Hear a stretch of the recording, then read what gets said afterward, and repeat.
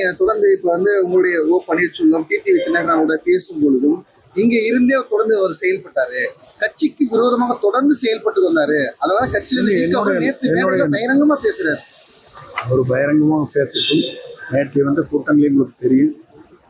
எந்தெந்த மாவட்டத்திலிருந்து வந்தார்கள், எந்தெந்த பகுதியிலிருந்து வந்தார்கள், எந்தெந்த பகுதியிலிருந்து கூட்டம் வந்தது என்பது அங்கே இருக்கிற ஜோதிச்செட்டிப்பாளையத்தில் வாழும் மக்களுக்கு தெரியும்.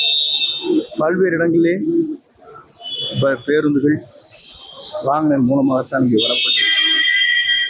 நான் இங்கே சென்றபோது பார்த்திருக்கக்கூடும் 2 இடங்களிலே வந்த கூட்டங்கள் எவ்வளவு என்பதை நீங்கள் அறிவீர்கள். ஆகவே இதற்கெல்லாம் கருத்து சொல்வது என்பது இயலாத சூழ்நிலை. ஒருவர் இயக்கத்திலிருந்து தான் பிரிந்ததற்கு பிறகு ஒருவரை பற்றி விமர்சனம் செய்வது என்பது ஒரு நல்ல நடைமுறையாக இருக்காது. அதை அவர் பின்பற்ற வேண்டும். ஏனென்று சொன்னால் எல்லோரையும் ஒருங்கிணைக்க வேண்டும் என்பது தான் நான் பேசினேன் தவிர இல்லை என்றால் பேசுவதற்கு வாய்ப்பில்லை.